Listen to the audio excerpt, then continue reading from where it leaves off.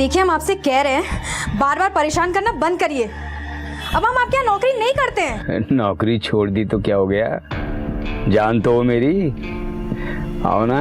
हम आपसे कह रहे हैं, हमारा आपसे कोई वास्ता नहीं है। मेरा तो है।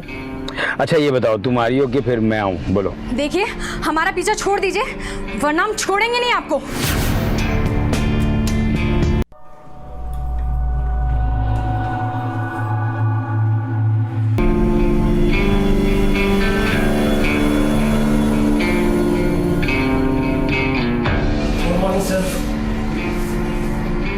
मीना, हर वक्त आग लगी रहती है।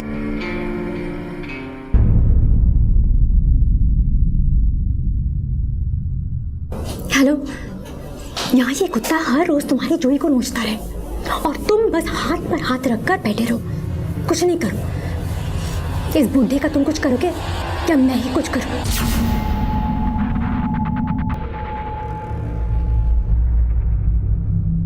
May I come in, sir? अरे रीमा, आओ आओ हाँ, बैठो। Thank you, sir. तो कुछ काम की बात कर लेते हैं, I mean, टारगेट फिक्स कर लेते हैं। Okay, sir. भाई तरक्की करनी है, ऊपर जाना है तो परफॉर्मेंस तो देनी होगी।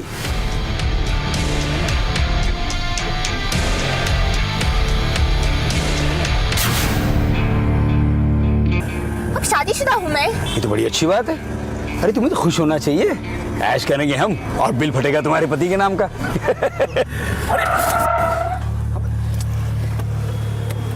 अरे कहाँ जा रही है तू? मेरे पति को अगर पता चला ना तो वो खून कर देगा तुम्हारा। अगर अभी भी नहीं सुधरे ना तो तुम्हारी जवानी जो बहुत भड़क रही है उसे काट के फेंक दूंगी।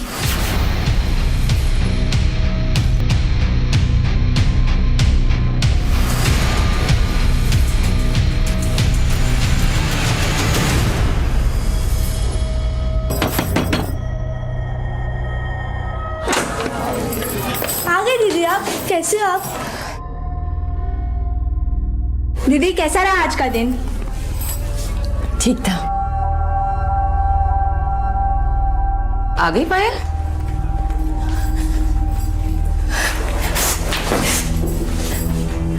पायल,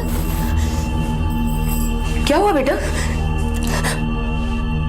मम्मी, आज ऑफिस में बॉस की वाइफ ने सबके सामने मेरी बेइज्जती की।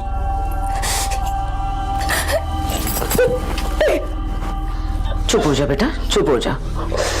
ऐसा है तो छोड़ दे नौकरी, दूसरी नौकरी ढूंढ ले।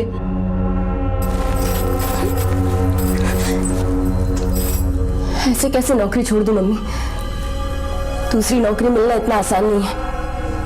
और कौन सी कंपनी मुझे इतनी अच्छी सैलरी पे नौकरी देगी? कौन सी मुझे इतनी अच्छी अंग्रेजी आती है या कोई मैनेजमेंट कोर्स किया है जो किसी कंपनी में मैनेजर बनने के सपने देखूं? और मम्मी, अगर मैंने नौकरी छोड़ दी तो दोनों छोटी बहनों की पढ़ाई का क्या होगा? घर के खर्चे कैसे चलेंगे? और तुम ही बताओ मम्मी, कौन सी कंपनी का बॉस ऐसी हरकतें नहीं करता? मेरी सारी सहेलियां, रोजी, मीना, टीना, सब इसी तरह की हरकतों की बातें करती हैं। उन सबके भी ऐसे ही हालात हैं। मैंने भी इसे अपनी किस्मत मान लिया है। बस बेटा बस, शांत हो जा, मैं तेरे लिए पानी लेकर आती हूँ। मम्मी, चकला भी तैयार रखना, वो आता ही होगा। आज सारे देश में अक्सर महिलाओं को कामकाज के लिए घर से बाहर निकलना पड़ता है, लेकिन हमारे सभ्य समाज में कुछ असभ्य लोग ऐसे भी हैं जो अपने रुतबे, अपनी बड़ी पोजीशन के बल पर अपनी सहकर्मी महिलाओं का फायदा उठाते हैं, उनका शोषण करते हैं। शहर हो या गांव, सड़क हो या दफ्तर, महिलाएं ऐसे असभ्य लोगों से कहीं पर भी सुरक्षित नहीं है। हमारा आज का केस भी ऐसी ही पीड़ित महिलाओं का है जिनका शोषण किया जा रहा था।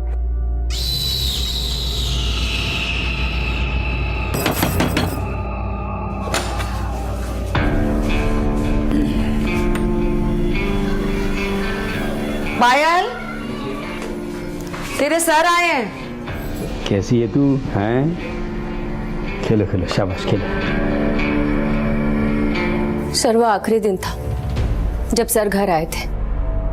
उसके बाद ना तो वो आए और ना ही उनका फोन। मैंने 1-2 बार उनका फोन ट्राई किया था, लेकिन फोन स्विच ऑफ था। कमाल है, तुम्हें भी बताकर नहीं गए? तुम्हें तो बताकर जाना चाहिए था। सर मैं उनकी वाइफ नहीं हूँ जो कहीं भी जाने से पहले वो मुझे बताकर जाए।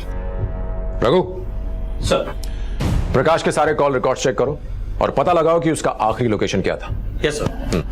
ऐसा पहले भी कभी हुआ है? नहीं सर, पहले कभी बिना बताए इतने दिनों के लिए नहीं गए। उनका किसी से कोई झगड़ा, दुश्मनी वगैरह? नहीं सर। सर, आपने प्रकाश सर के अकाउंट की डिटेल्स मांगी थी, वो इसमें है। इसमें लास्ट ट्रांजैक्शन 25 मई को किया गया है 45,000 का। हाँ सर, उस दिन रात को सर ने 90,000 2 अलग अलग अकाउंट से निकाले थे। और सर अक्सर ऐसे पैसे निकालते ही रहते हैं। लेकिन वो ऐसा क्यों करते हैं? सर बड़े लोग हैं तो उनके शौक भी बड़े ही रहेंगे ना। रघु सर। इस एटीएम की सीसीटीवी फुटेज निकालो और चेक करो। सर की एक बात तो थी, सर की ना तो मेम साहब से बनती थी और ना तो छोटे साहब से, आए दिन कचकच होती रहती थी।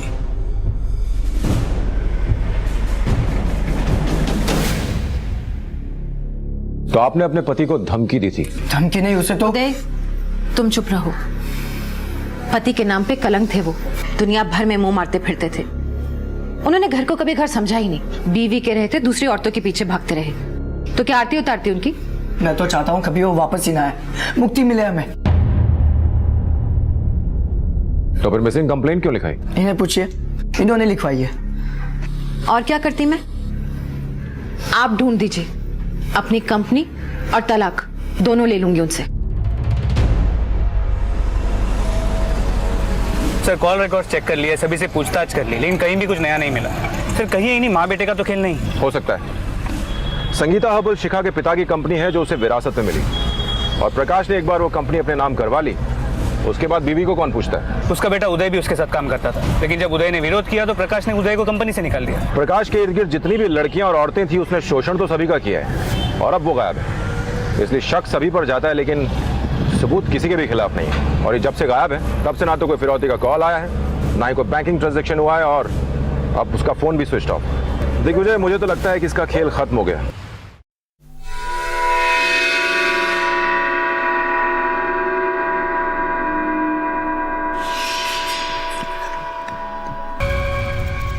पीछे पीछे मैम, पीछे जाओ, थोड़ा सा पीछे। किसने देखा ये कान? साहब मैंने। किसी ने हाथ तो नहीं लगा? नहीं सर, ना मैंने छुआ ना किसी को छूने दिया। गुड, थोड़ा पीछे रहो बच्चे तुम लोग।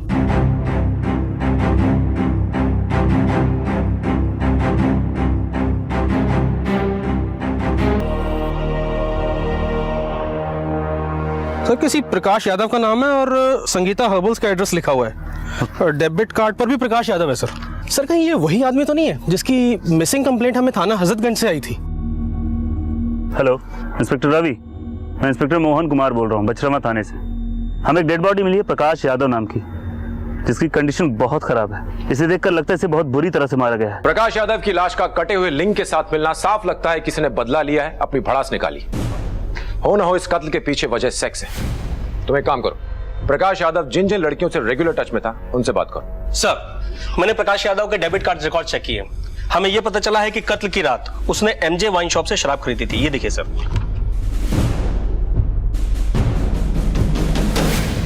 महिलाओं का शारीरिक शोषण एक घिनौना जुर्म है और बहुत कम ही खुलकर सामने आता है, क्योंकि उन्हें अपने ऊपर बढ़ने वाले हाथ से ज्यादा अपने ऊपर उठने वाले सवालों की फिक्र होती है। और इसी कमजोरी का फायदा उठाना प्रकाश यादव जैसे लोग अच्छी तरह से जानते हैं। पुलिस ने जब गुत्थियों को खोलना शुरू किया तो पता चला कि प्रकाश यादव ने अपनी हवस को मिटाने के लिए कई महिलाओं का शारीरिक शोषण किया था। फेहरिस्त काफी लंबी थी, लेकिन पुलिस ने उन पीड़ित महिलाओं से छानबीन शुरू की।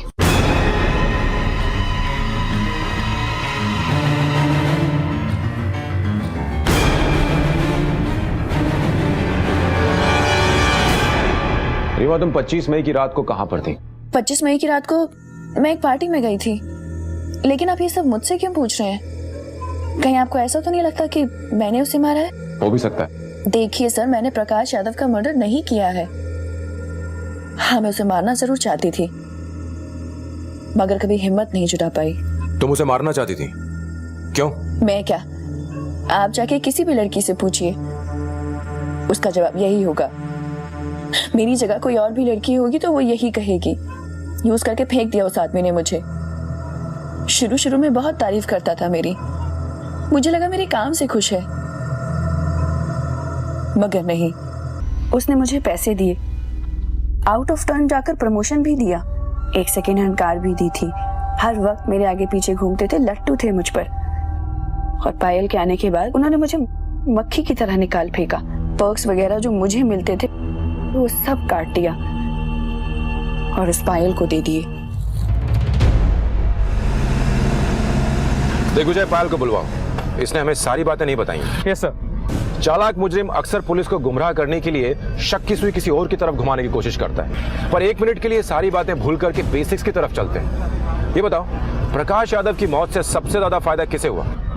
उसकी बीवी और उसके बेटे को। करेक्ट। इस उदय को उठाओ, टटोलते हैं। सर कुछ पता चला? नहीं चला है तो चल जाएगा, इसलिए तुझे यहां बुलाया। कत्ल वाले दिन ऑफिस के पार्किंग लॉट में तो 2 घंटे किसी का इंतजार कर रहा था, और जैसे तेरे बाप की गाड़ी निकली तो उसके पीछे हो लिया। सीसीटीवी फुटेज में सब कंफर्म हो गया है। नहीं सर, वो ऐसे सर, तेरे बाप की मौत से सबसे ज्यादा फायदा तुझे ही होने वाला था। सच सच कबूल कर ले, नहीं तो इतना कूटेंगे कि तेरी हड्डियां जुर्म कबूलेंगी तेरा।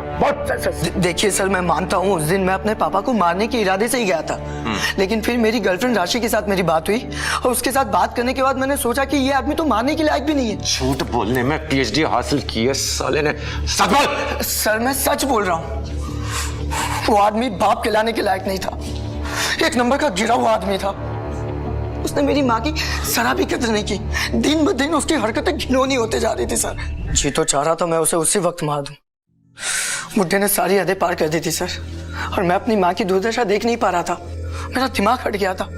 3 दिन से मेरे दिमाग में एक ही बात चल रही थी कि sir I was actually out of control. मैं उसे मारने ही जा रहा था कि मेरी गर्लफ्रेंड राशि ने मुझे रोक लिया, वरना मेरे ही हाथों नरक जाता बुड्ढा। तो तूने नहीं मारा? नहीं। मरवाया? किसको दी सुपारी? नहीं सर, मैंने कोई सुपारी वुपारी नहीं दी, मैंने किसी को नहीं मरवाया। इनफैक्ट उस दिन मैंने उनको ज्यादा देर तक फॉलो भी नहीं किया था। वो कंकरिया टोल बूथ से आगे जाकर मैंने यू टर्न ले लिया था। मैं बहुत डिस्टर्ब था और मेरा मूड ठीक करने के लिए राशि मुझे अपने साथ फिल्म देखने ले गई। सर आप चाहे तो राशि से पूछ सकते हो। कंफर्म करो। सर पायल को ले आए।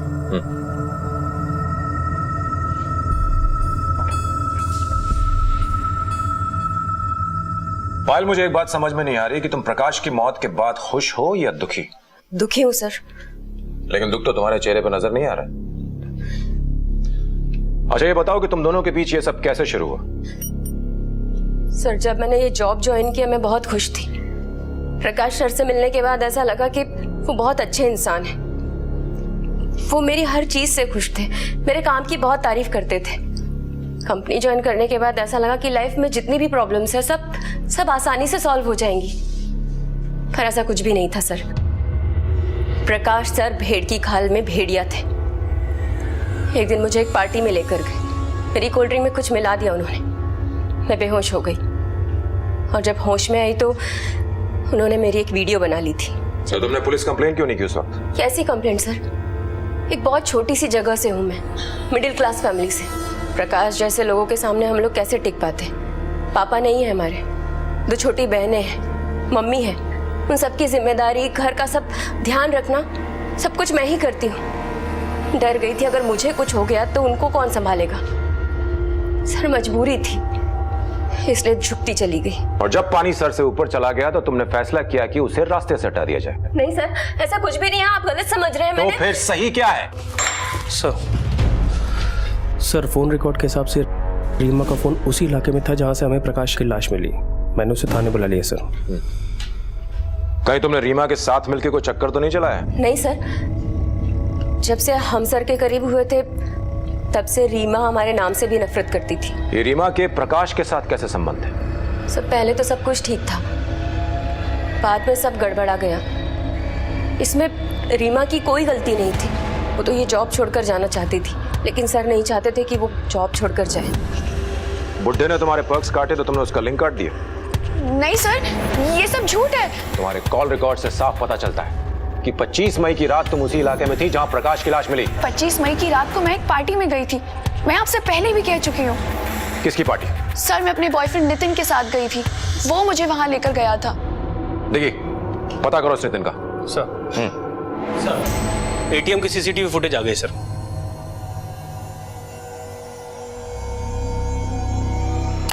कौन है ये और ये यहाँ क्या कर रहा है? इसने पैसे तो निकाले नहीं। नहीं सर। ये तो देवेंद्र है। तुम जानते हो उसे? हाँ सर, हमारे प्रोडक्ट्स का डिस्ट्रीब्यूशन करता है। कहाँ मिलेगा? सर वो तो पता नहीं। इसका नंबर और एड्रेस दो। सर मुझे ऐसे लग रहा है कि इस मर्डर के पीछे वजह कुछ और है और हमें गुमराह करने के लिए उस आदमी का लिंक काट दिया गया था ताकि हमें ऐसे लगे कि इसके पीछे कोई लड़की हो। सर वरना एक अकेली लड़की किसी आदमी को इतनी बेरहमी से कैसे मार सकती है? पॉइंट है, बस ये देवेंद्र एक बार सही खांचे में फिट हो जाए फिर दूध का दूध और पानी का पानी हो जाएगा।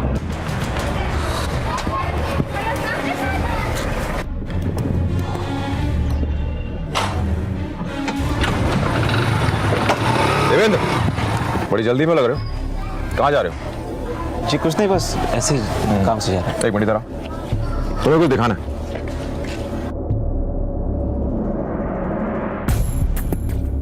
तुम उस दिन वहां क्या कर रहे थे? जी बस पैसे निकालने गया था। प्रकाश यादव जहां से पैसा निकालता है तुम भी वहीं से निकालते हो? सर वो एटीएम मेरे घर के पास से ही है तो इसलिए गया था। पर तूने उस दिन पैसे तो निकाले नहीं? सर वो उस दिन प्रकाश जी से अचानक मुलाकात हो गई तो बातों में रह गया तो इसलिए भूल गया था सर। ये बताओ, प्रकाश यादव के साथ कोई और भी था? जी नहीं। तो इतने परेशान क्यों दिख रहे थे? सर मुझे तो ऐसा कुछ लगा नहीं, मतलब जैसे वो हमेशा होते वैसे ही थे, बस जरा सी पी रखी थी। क्या बात हुई उनसे? कुछ नहीं सर, बस इधर उधर की बातें, क्या चल रहा है वगैरह। प्रकाश जी जरा रंगीन मिजाज आदमी है ना सर, तो कह रहे थे कि ऑफिस की एक नई फीमेल स्टाफ चाहिए। तो तुमने क्या कहा? मैंने यही कहा सर, ढूंढ के बताता हूँ आपको। बिना बताए शहर से बाहर मत जाना।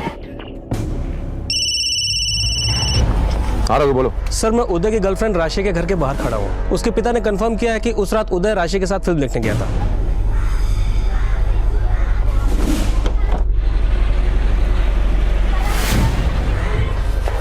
सर रीमा के बॉयफ्रेंड नितिन को उठा रहा है, आपके कैबिन में बैठा है।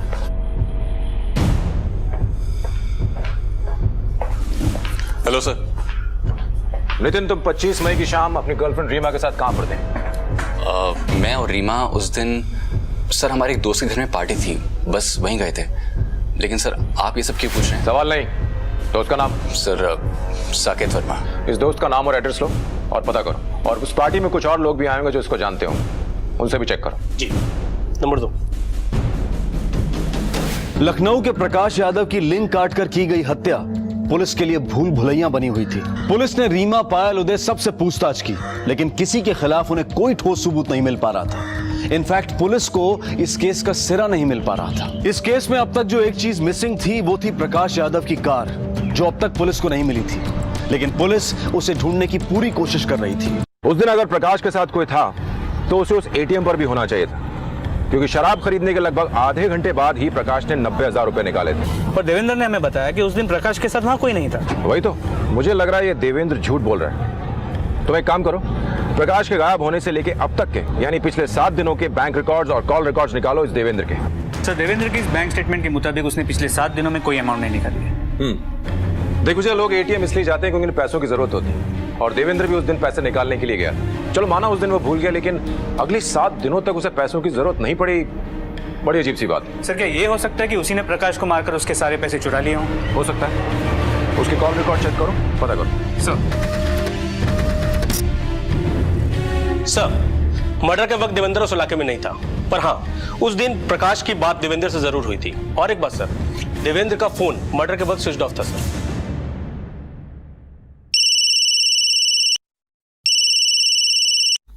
साहब वो आप चोरी हुई वाली गाड़ी ढूंढे थे ना, वो मिल गई है, लेकिन टुकड़ों में। गाड़ी भी टुकड़ों में और मालिक भी। सलाम साहब। आई साहब।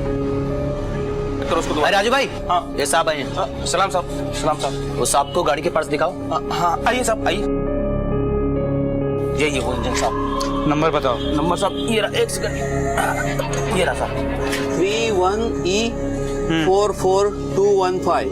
यही है।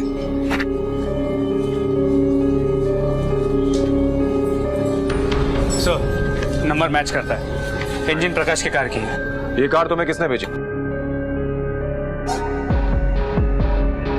ये साहब माखनलाल तिवारी और बेनी प्रसाद सर, आजाद नगर साहब, इन लोगों ने बेचा था साहब।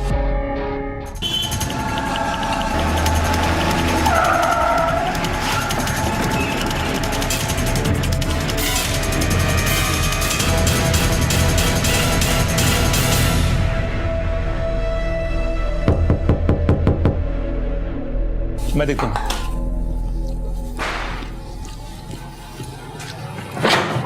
पुलिस साहब देखिए साहब, ये देखिए साहब, इस नंबर पे फोन लगाया था, रीमा जी से बात की थी साहब। ये देख लीजिए साहब, हम झूठ नहीं बोले साहब।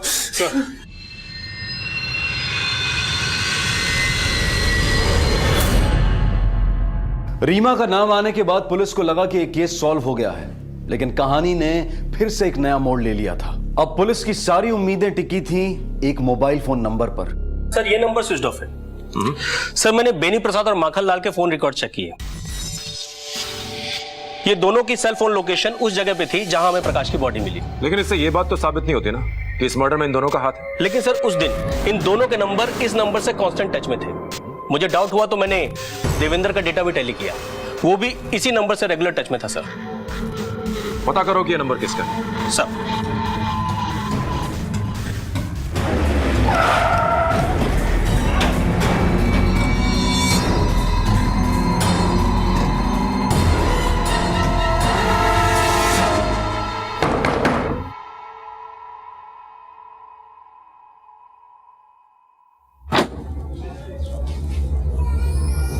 पायल कहाँ है? क्या बात है साहब? मैंने पूछा पायल कहाँ है? वो तो गई। कहाँ गई? कानपुर गई है, उसे नई जॉब मिल गई है। पर आप ये क्यों पूछ रहे हैं? घर की तलाशी लो। घर में ऐसे कैसे आ सकते हैं आप लोग? सुनिए, ये लोग घर में। मम्मा, नहीं कुछ नहीं होगा, तुम लोग डरो नहीं, मैं देखती हूँ।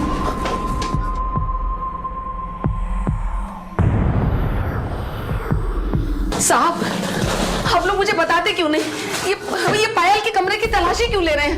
क्या चाहिए आप लोगों को?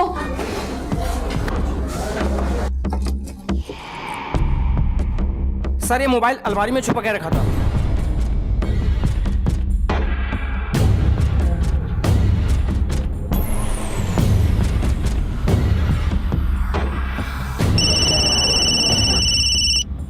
ये तो वही नंबर है जिसकी हमें तलाश है।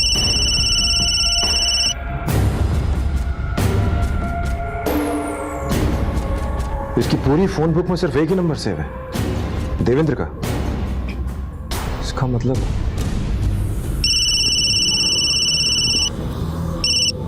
हाँ देख विजय। सर, ये देवेंद्र गायब है, उसके घर वालों को भी नहीं पता कि वो कहाँ है। उसका फोन ट्रैक करो, देवेंद्र को पकड़ना बहुत जरूरी है। पायल भी उसी के साथ होगी। जी सर। आप देवेंद्र को जानती हैं? पायल उससे कहाँ मिली? ऑफिस में। वो नौकरी के लिए आया था, बड़ा ही नर्वस था। पायल उसे मिली तो पायल ने उसका हौसला बढ़ाया। लड़का अच्छा था, घर आता, घंटों बातें करता, सबको हंसाता। मुझे लगा चलो पायल की जिंदगी तो अच्छी हो जाएगी, उस बुढ़े से छुटकारा तो मिल जाएगा। पर एक दिन ये क्या कर रहे हैं यहाँ पे? मेरा दोस्त है। दोस्त है तो घर से बाहर रखा करो इसे। चल निकल यहाँ से, चल। मेरे टुकड़ों पे पड़ के मुझसे दगाबाजी, खबरदार आइंदा यहाँ पे दिखाई दिया तो चल निकल।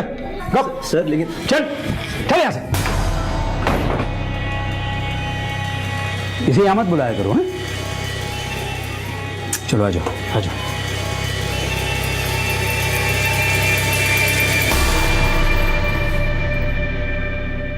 वो तो पीछे ही पड़ गया था साहब उन दोनों के, चैन से जीने नहीं दे रहा था।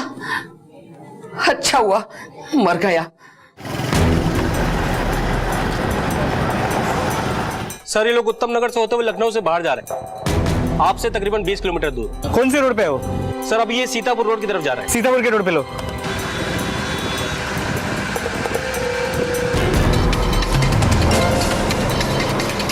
आगे से आप राइट ले लीजिए सर। यहाँ पे राइट लो, यहाँ पे राइट लो।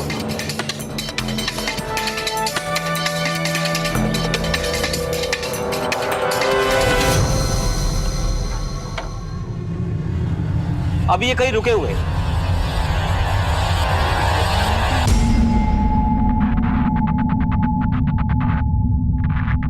सर आप पास तक पहुंच गए। लगता है वही है, लगता है वही है। चलो चलो जल्दी लो, जल्दी आगे लो। भाई अरे मैं क्या है थाने में चल, बता दे तुझे क्या किया है। डालो इसको अंदर, चल। कह रहा यार मेरे साथ ये तू।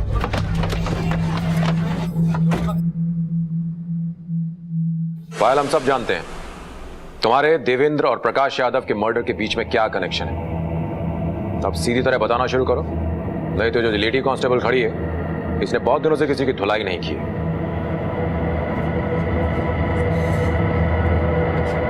सर मैंने जब देवेंद्र को अपने और प्रकाश यादव के रिलेशन के बारे में बताया तो वो बहुत गुस्से में था।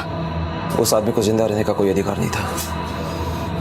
उसने पायल का वीडियो बना के रखा था और आए दिन उसके साथ बलात्कार करता था। परेशान हो चुकी थी पायल उससे, इसलिए मैंने फैसला किया कि पायल को उस आदमी से मुक्ति दिलाऊंगा। सर प्रकाश यादव हमेशा मेरा फ़ोन चेक किया करता था, इसलिए देवेंद्र ने मुझे एक नया फ़ोन और एक नया नंबर लाकर दिया था। प्रकाश यादव की जानकारी के बिना देवेंद्र और मैं एक दूसरे से उसी नंबर पर बात करते थे।